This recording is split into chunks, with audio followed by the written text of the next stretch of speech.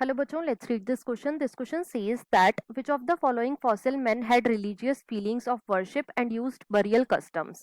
तो बेसिकली इस क्वेश्चन के अंदर हमसे पूछा गया है कि ऐसा कौन सा फॉसिल मैन था जिसके अंदर वर्शिप की रिलीजियस फीलिंग थी और वो बरियल कस्टम का यूज करता था. Option 1 Homo habilis, option 2 African app man, option 3 Java man and option 4 Neanderthal man. अब अगर इस क्वेश्चन के मैं की कॉन्सेप्ट की बात करूं तो इस क्वेश्चन का जो की कॉन्सेप्ट है वो है बच्चों इवोल्यूशन ऑफ मैन.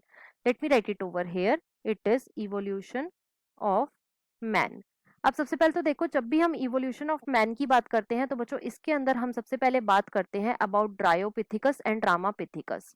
सबसे पहले हम किसकी बात करते हैं? ड्रायोपिथिकस एंड रामापिथिकस की, राइट. अब देखो, जो ड्रायोपिथिकस थे ये बच्चों कैसे थे? तो these were more ape like. ये कैसे थे? These were more ape like. लेकिन जो रामापिथिकस थे ये कैसे थे? तो बच्चों ये थे more man like. These were more man like. लेकिन ये दोनों ही, मतलब कि ड्रायोपिथिकस और रामापिथिकस, ये दोनों ही कैसे थे? ये थे बच्चों आर्बोरियल, मतलब कि ये पेड़ों पे रहते थे, राइट. अब देखो, जो रामापिथिकस है बच्चों, इसके बाद कौन आते हैं? इसके बाद आते हैं ऑस्ट्रेलोपिथिकस. इसके बाद कौन आते हैं? Australopithecus, right. अब जो ऑस्ट्रेलोपिथिकस है बच्चों, इन्होंने सबसे पहले होमोनिड फीचर शो करा था.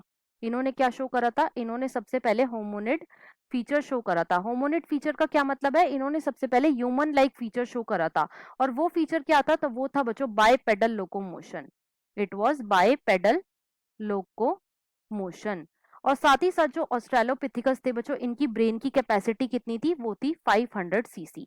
अब ऑस्ट्रेलोपिथिकस के बाद कौन आते हैं? तो बच्चों इसके बाद आते हैं होमो हैबिलस. इसके बाद कौन आते हैं? होमो हैबिलस, राइट. अब देखो, जो होमो हैबिलस थे बच्चों, इन्हें हम क्या बोलते हैं? इन्हें हम टूल मेकर भी बोलते हैं और इन्हें हम हैंडीमैन भी बोलते हैं.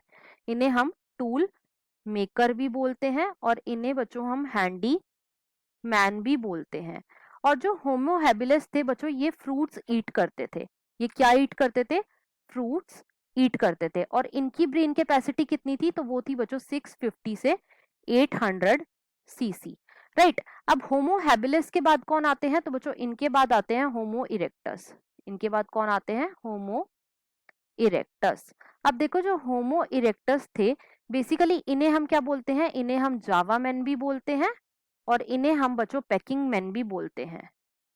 पैकिंग मैन भी बोलते हैं. और ये क्या ईट करते थे? तो बच्चों ये मीट को ईट करते थे. और इनकी ब्रेन की कैपेसिटी कितनी थी? वो थी बच्चों 900 सीसी, राइट.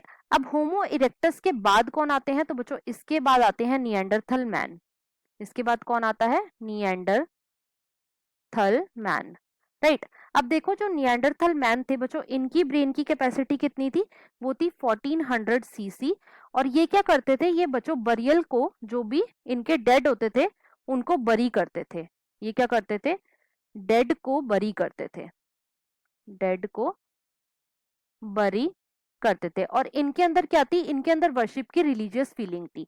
अब देखो, क्वेश्चन में हमसे यही पूछा गया है कि ऐसे कौन सा फॉसिल मैन था जिसके अंदर वर्शिप की रिलीजियस फीलिंग थी और वो बरियल कस्टम यूज करता था. तो वो था बच्चों निएंडरथल मैन. और ये गिवन है बच्चों हमें ऑप्शन नंबर 4 में. तो इस क्वेश्चन का जो हमारा आंसर हो जाएगा वो है बच्चों option number 4. I hope you understood it well. Best of luck.